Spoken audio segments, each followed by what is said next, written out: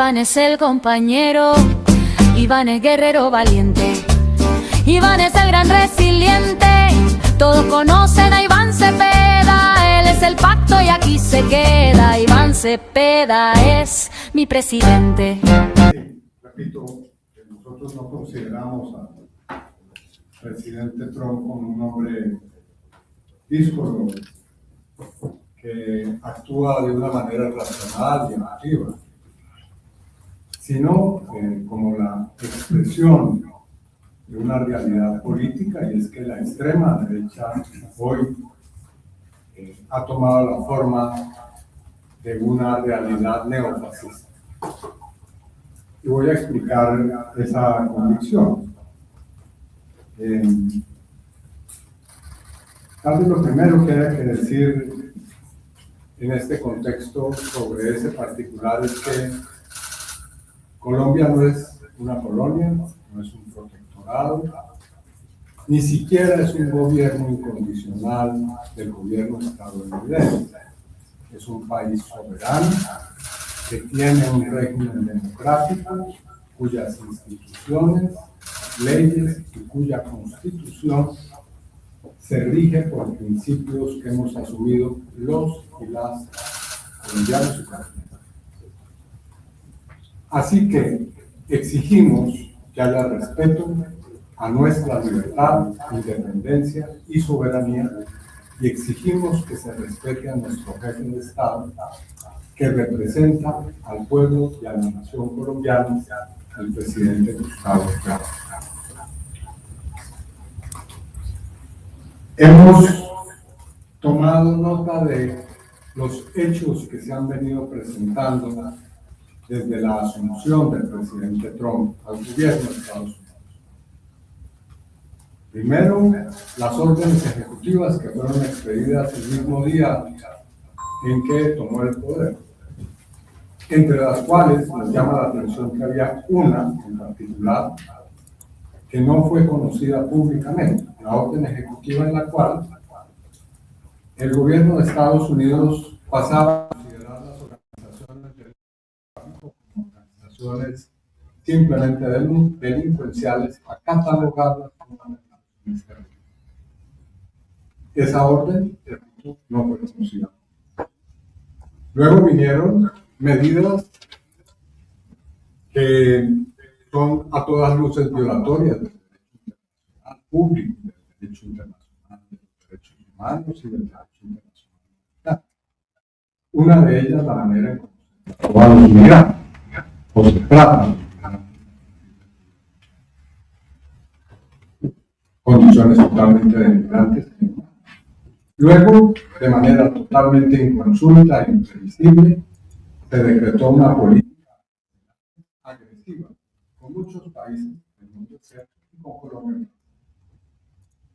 Y posteriormente, para hacer simplemente a grandes pasos esa escalada, una presencia militar inusitada en el mar Caribe y también en el Océano Pacífico, una presencia que ha venido pasando de acciones militares puntuales contra embarcaciones en las que hay civiles y que han sido reconocidas como acciones violatorias, repito, del derecho internacional público, a una intervención militar. Nosotros consideramos que esta intervención no debe ser vista de una manera simplista, como lo han querido presentar tanto el gobierno de Estados Unidos como algunos analistas. Es la aplicación rigurosa de una política que está en curso y sobre la cual queremos llamar la atención. Y esta política está contenida en un documento que ha pasado que es el documento estratégico que fue presentado en el mes de noviembre, que lleva por título Estrategia de Seguridad Nacional. Ese documento tiene un capítulo en particular, una sección particular que se llama el corolario Trump de la doctrina Monroe. en el que se dice que Estados Unidos va a retomar la senda de considerar el hemisferio occidental como su espacio vital, es decir, como un territorio que está sometido a los intereses y propósitos estratégicos de Estados Unidos como potencia mundial. Esto tiene unas consecuencias muy graves. Es ni más ni menos que la degradación ipso facto de todo el orden internacional, de la soberanía de los estados, del derecho internacional jurídico, de la legalidad internacional. Y entonces, de esa consideración que ya en un principio emana de ayer adelante. En esa estrategia está dicho claramente que Estados Unidos se reserva el derecho de intervenir militarmente en cualquier parte del hemisferio occidental. En ese mismo corolario aparece la idea de que Estados Unidos se reserva la posibilidad de tomar acciones para disponer de los recursos naturales de cualquier país del hemisferio occidental. En ese mismo corolario se dice que Estados Unidos exige de sus aliados, entre comillas, que tengan relaciones que no pongan en peligro la hegemonía estadounidense en el hemisferio. Es decir, que se dictan limitaciones estrictas a los gobiernos soberanos de nuestro hemisferio de quién debe tener políticas, económicas y diplomáticas. Porque el límite, según ese corolario, es que no riñan, no compitan con la economía natural. Y queda totalmente claro, no es una declaración, no es una afirmación de intención, es una política que debe ser cumplida, así dice el propio texto. Y entonces, lo que estamos viendo, repito, no es de ninguna manera hechos que van ocurriendo caótica y casualmente, sino el cumplimiento estricto de un plan. Dentro de este plan hemos visto que se influye o se intenta intervenir directamente en el proceso electoral, como ocurrió hace un tiempo en octubre, y como está ocurriendo. Nosotros lanzamos claramente un llamado de alerta. El gobierno estadounidense está intentando influir por todos los medios posibles nuestra elección. Y lo está haciendo lanzando afirmaciones y tomando acciones que buscan influir claramente en la opinión pública. No es otra la explicación de nuestro presidente como un narco y de incluirlo en una lista de narcos, algo que no había ocurrido en ningún momento de la historia con un presidente. El presidente Petro, que ha sido líder en la región en la lucha contra las estructuras criminales y narcos, que ha propinado golpes que están fuera de discusión contra el narcotráfico, que tiene el récord de la mayor incautación de toneladas de cocaína que se registra en la historia reciente del país por parte de la policía, que es catalogado como narcotraficante sin aducir y sin mostrar ninguna clase de pruebas de semejanza. Entonces, evidentemente estamos ante el desarrollo y el curso de una estrategia que, tenemos que decirlo, cuenta con el respaldo, el apoyo y con el estímulo claramente y concretamente, debo decirlo, y aquí es el momento también de hacernos una pregunta, es apenas lógica.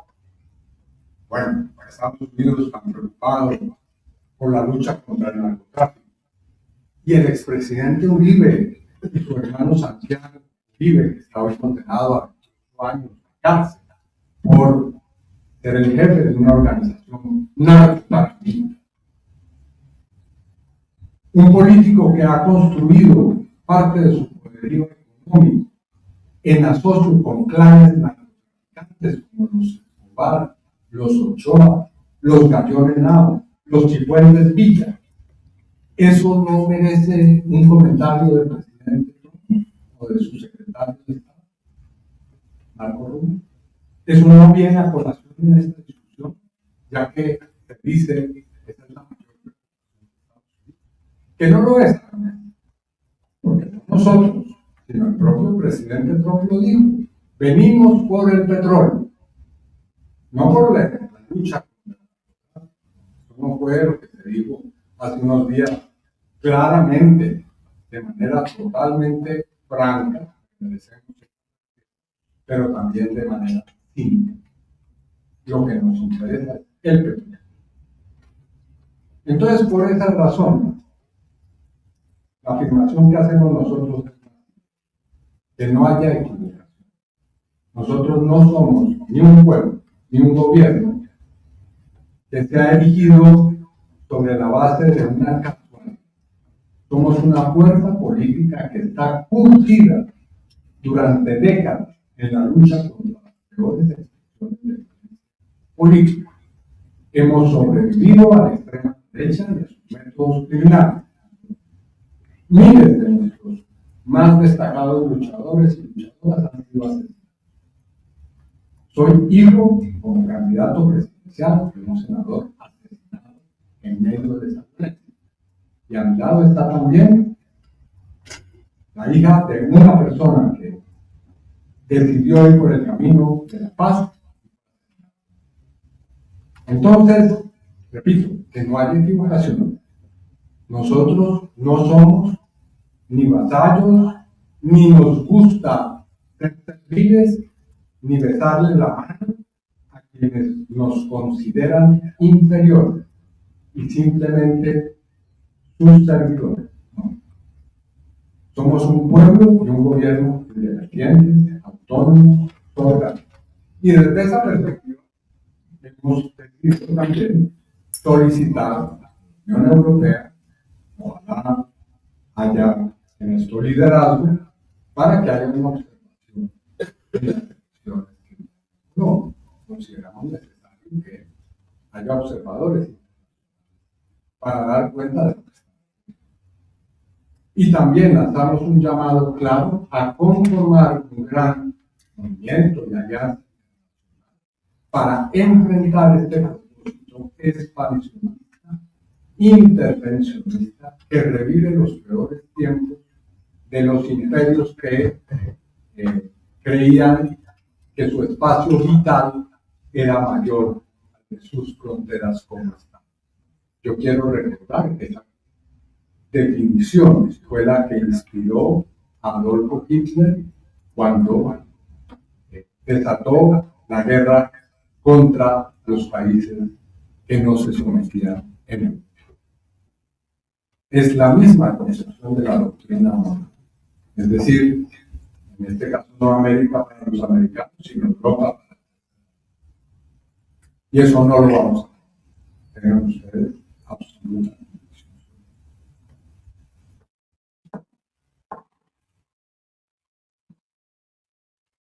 Iniciamos con Hugo Orejuela, que se prepara para examen. Sí. Sí, buenas tardes, Iván, senador Iván. Buenas tardes también a la senadora María José Pizarro. Bueno, es preocupante lo que está pasando en América Latina y en el mundo en este momento con la agresión de parte de Estados Unidos.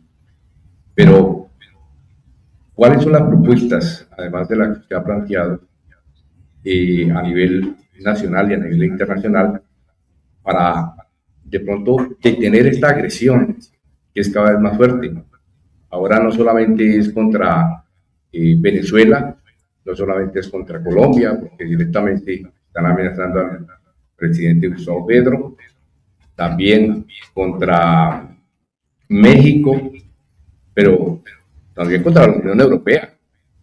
Trump está diciendo, nos vamos a quedar con Groenlandia, que Groenlandia hace parte del territorio de Dinamarca. O sea, yo pienso que, pues, no sé de pronto cuáles son esas propuestas concretas para Colombia, para América Latina y para el mundo entero para enfrentar esta agresión.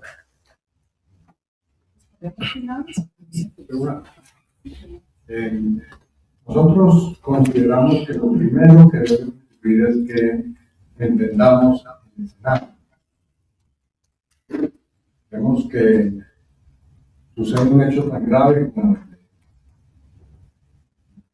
intervención en Venezuela y la discusión se torna de si Maduro es un dictador o no, de si también que se le juzgue o no, de si se trata de un secuestro o de una captura.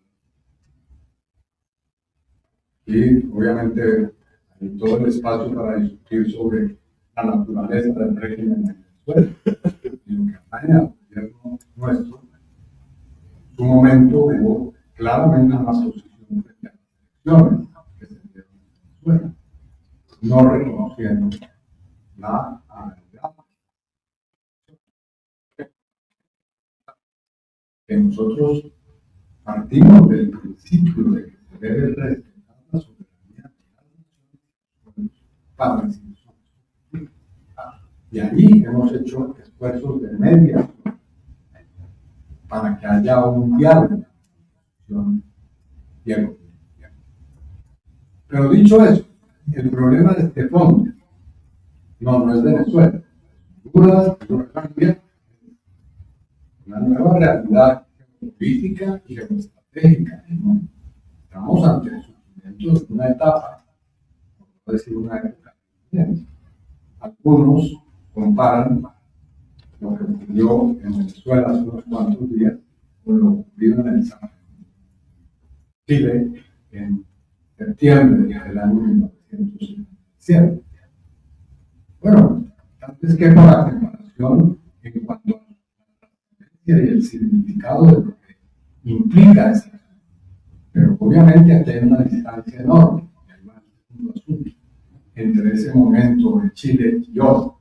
Hoy hay gobiernos,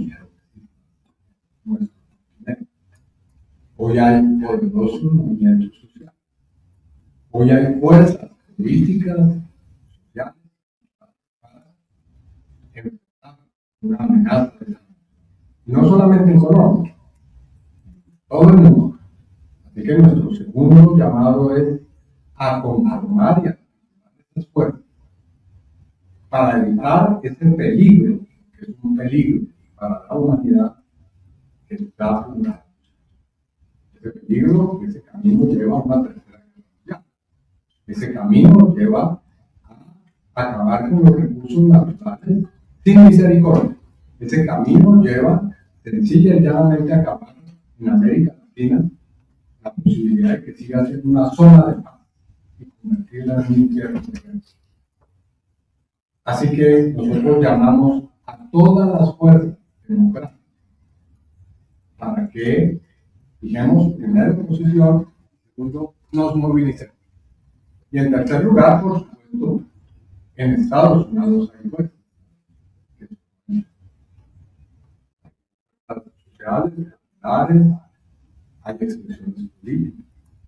Y nosotros expresamos nuestra solidaridad para que vean la democracia en su propio. Que el presidente Trump, porque sencillamente lo han dicho allá, las fuerzas políticas, ha pisoteado la Constitución. Entonces, desde esta perspectiva, sí, hay formas de oponernos y de enfrentar esta.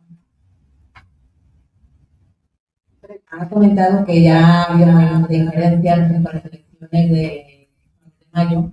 Quería saber si le preocupa que Trump haga en Colombia lo que ha hecho en Honduras, que haya un candidato que ponga como condición además la ayuda económica, y cómo cree usted que van a responder los colombianos ante esta actividad.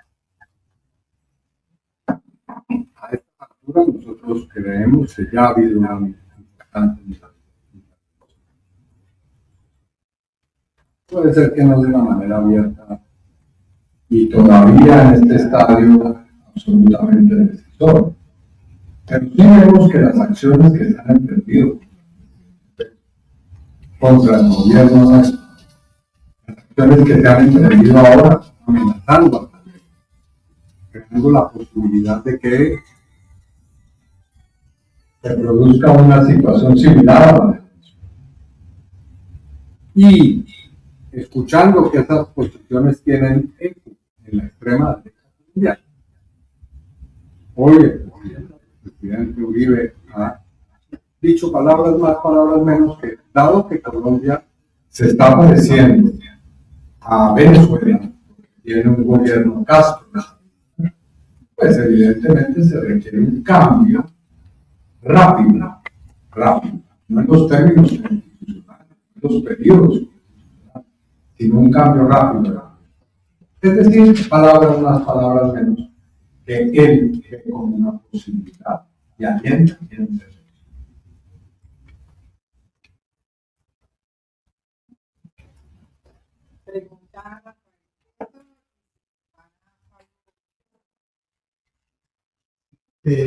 Se ha denunciado en diferentes escenarios que la diáspora ha sido abandonada y enfrenta xenofobia, explotación laboral y tráfico.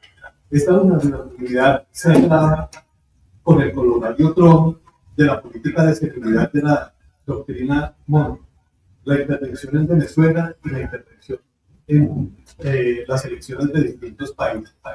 Más allá de los protocolos consulares, ¿qué política estructural considera que debe tener el Estado y que podría implementar para transformar la relación de Colombia con la diáspora? Concretamente, considera que es necesaria articular una ley migratoria con presupuesto propio, defensoría de migrantes, sedes en el exterior, que establezca mecanismos de coordinación interinstitucional que contribuyan a articular la defensa de la nación más allá del Estado como territorio? Es una pregunta muy apropiada porque si usted lee la estrategia de seguridad nacional, una de las dos grandes políticas que exige el gobierno Trump a los gobiernos es a que detengan y acaben con el flujo migratorio. Y eso dándole amplias posibilidades a organismos que puedan ejercer sobre la migración toda clase de métodos, que incluso, como dice prácticamente de una manera clara esta estrategia, pueden ir a la violación de derechos y a la violación de derechos humanos.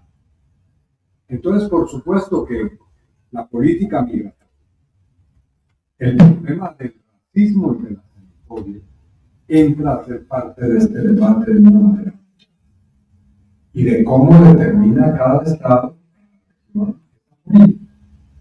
Hay gobiernos, voy a mencionar a nombre propio cuáles son, que han decidido en nuestra región convertirse en campos de concentración o de prisión para los malos. Bueno, esa no va a ser, ni la será en un segundo gobierno de signo de nosotros estamos por el respeto de los derechos humanos en general y en particular de las personas que están en la condición de migrantes o de refugiados, y en consecuencia vamos a tener un desarrollo de un programa que debe incluir en primer lugar las peticiones, exigencias, propuestas que ha hecho pues la gran colonia colombiana en el exterior y que ha formulado también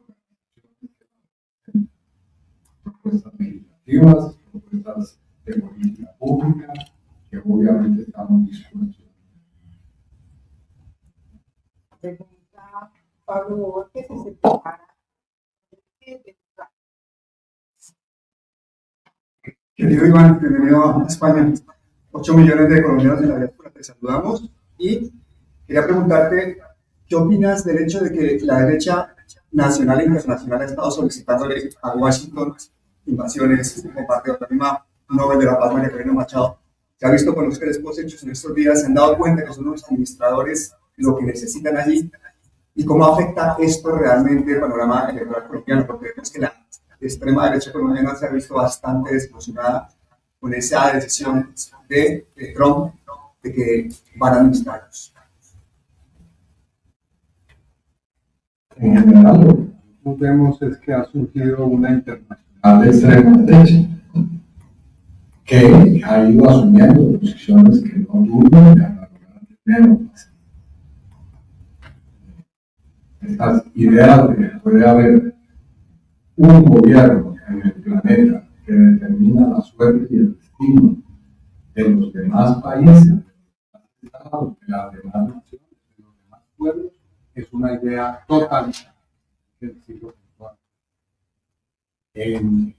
Ahora, también están, y hay distintas posiciones, quienes alegremente ven esto, que dicen, bueno, vamos ahora a entrar en posiciones radicales, antiimperialistas, fundamentalistas. Hay que ser flexibles y hay que permitir que nuestras relaciones vuelvan al curso normal de las relaciones que han sido tradicionalmente las relaciones. Bueno, la mala noticia es que eso ya no es así. Es que estamos ante una lógica distinta. Hoy el gobierno tiene un curso político que ya explicitaba. No, esta no es una declaración, no es un gesto, no es un estado anímico de un presidente, es una estrategia nacional que debemos ante nuestros ojos ejecutar. Entonces, a estos analistas o políticos de la adaptación les queremos decir que tenemos que tomar posición. Y aquí las posiciones no son de amplia gama. O se está con la soberanía de los pueblos, que perfectamente, esto me gusta mucho la expresión de la presidenta Sheinbaum, cooperación sí, sumisión no. Es decir, perfectamente podemos conseguir un camino concertado de las problemas y oportunidades que tenemos, pero si no es admisible es las imposiciones unilaterales y menos.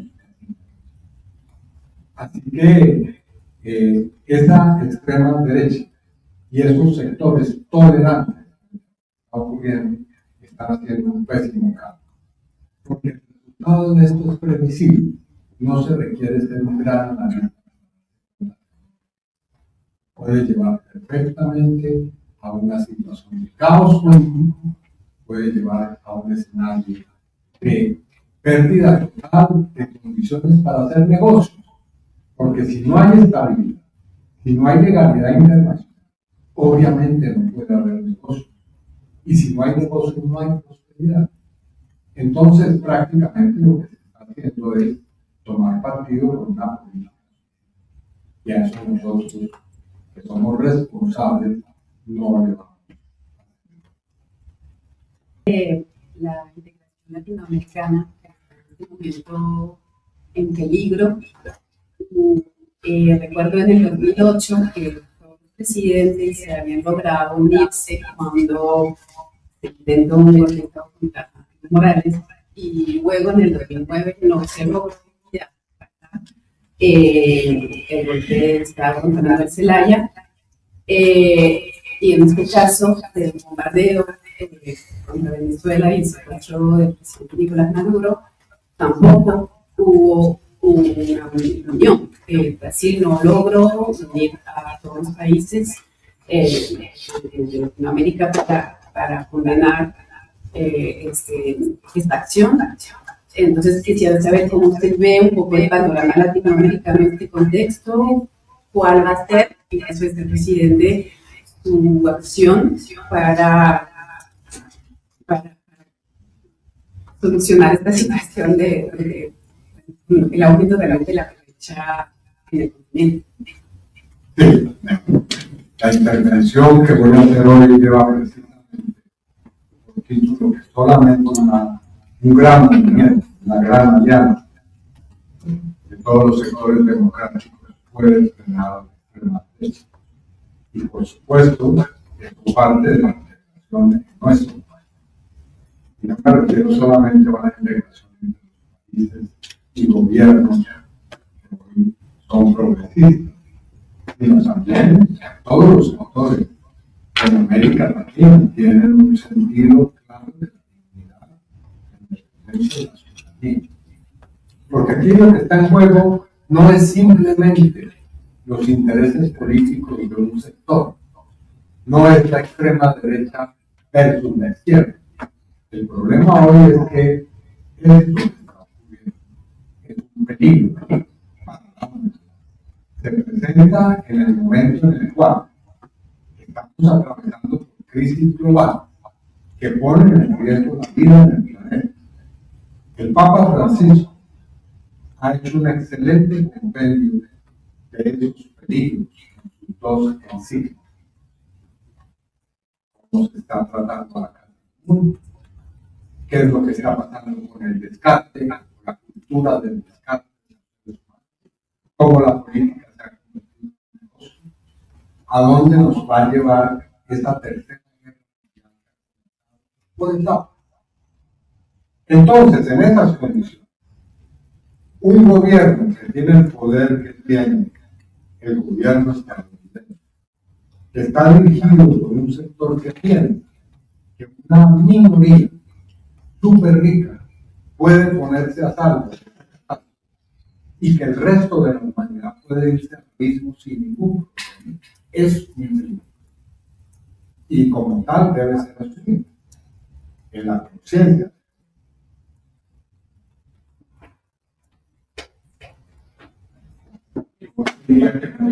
Un saludo también. No muy corto. Muchas gracias en primer lugar por haber asistido a esta evento.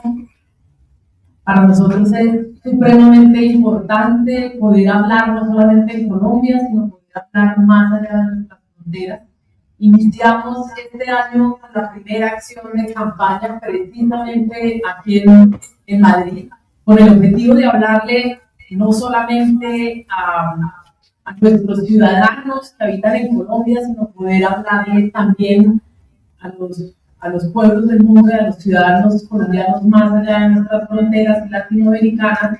No hubiésemos querido que coincidiera con tan amargo suceso y en medio de tan difíciles tiempos, pero por algo coinciden también las cosas y estamos aquí para llamar también a la solidaridad, a la movilización, una movilización que hoy se va a presentar en Colombia, mientras nosotros, o en unas horas, porque por supuesto estamos con una diferencia horaria, pero en unas horas esperamos que las calles de Colombia estén llenas, clamando por el respeto a la soberanía, a la independencia y el respeto al presidente Gustavo Petro y a las instituciones democráticas de nuestro país. Y por supuesto esperamos que las movilizaciones también se repitan en otros lugares del mundo, como España. Entiendo además que se darán movilizaciones este fin de semana, que es un espacio también para hacer un llamado ahí.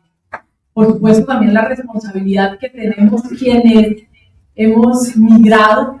Por supuesto hoy ya no soy una migrante, un tiempo lo hice, tenemos responsabilidades en los países que son países de acogida nuestros. ¿Esto qué quiere decir? Que la participación política no se restringe única y exclusivamente a nuestros procesos electorales, sino que tenemos, si queremos unas mejores condiciones para la población migrante, quienes habitamos o habitan fuera de las fronteras, una responsabilidad también de hacer el ejercicio de participación política en los países que son países de acogida. Y esto es fundamental. Quisiera sencillamente terminar con una reflexión que nosotros, una denuncia que también hacemos. Lo que nosotros hemos visto en los últimos meses es un lobby que se ha hecho desde los sectores políticos de la derecha en Estados Unidos y en el exterior precisamente para menoscabar la democracia colombiana con el único objetivo de regresar al poder. Por supuesto que lo que hemos visto es que inclusive ellos se sienten interpelados cuando el respaldo no retorna inmediatamente. Lo que ha sucedido con María Corina Machado, evidentemente, es que no es un tránsito inmediato a que la oposición venezolana gobierne en Venezuela. Y por lo tanto eso también tendría que alertar a los demócratas, no solamente colombianos, sino a los demócratas del mundo, que deben entender que la nueva dinámica internacional no tiene como bandera restablecer la democracia y las libertades, sino que sencillamente hay un interés detrás de recursos naturales y de una hegemonía que busca reinstalarse ya no solamente en América Latina, sino, como dijo nuestro candidato Iván Cepeda, en el hemisferio occidental, y eso incluye a Europa, por lo menos a Europa occidental, que hoy también está bajo amenaza con las amenazas de intervención en Groenlandia, y pueden ustedes estar seguros de que esto, digamos, va a ir en una escalada creciente. Como dijo Iván, no es el momento ni del temor, ni de amilanarse, ni de actuar bajo un lenguaje y una lógica de exclusión. Todo lo contrario, es el momento de tener conversaciones serias, de defender lo que nos hemos demorado en construir como humanidad décadas después de la Segunda Guerra Mundial. Fuimos capaces de instaurar instituciones globales, democráticas, que lograsen prevalecer la paz mundial, y hoy esas instituciones también están siendo desconocidas. Ustedes vieron la intervención del secretario de Estado Marco Rubio después de la sesión del Consejo de Seguridad de las Naciones Unidas. No nos importa lo que digan las Naciones Unidas. Y esto, pues, por supuesto, tendría que ser leído con muchísima atención por los, ya no solamente gobiernos progresistas en distintas naciones del mundo, por el sur global, sino también por aquellos gobiernos que presumen de ser gobiernos democráticos. Cualquier persona que defienda la democracia, que defienda la paz y que defienda la posibilidad de construir relaciones mucho más horizontales entre un mundo multipolar, pues por supuesto debe sentirse alertado por lo que está sucediendo, que como bien dice Iván Cepeda, no es un delirio emocional de un presidente, sino que es una doctrina de una nación. Así que nosotros venimos a poner los ojos del mundo no solamente en el proceso electoral que estamos viviendo y del cual Iván Cepeda es nuestro candidato, sino también a despertar la solidaridad internacional de los gobiernos, pero también de la sociedad, que hoy debe alzar su voz como lo hizo en los momentos más difíciles, o lo ha hecho hasta el momento con Palestina, donde parecía que los gobiernos iban por un lado y las sociedades iban por el otro.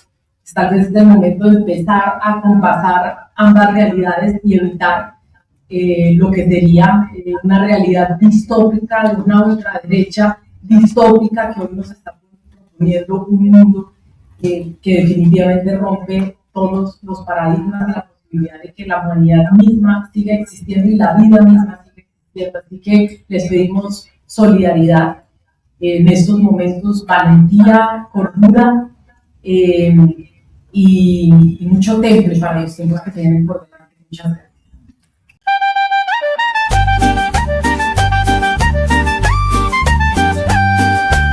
Iván es el compañero, Iván es guerrero valiente, Iván es el gran resiliente.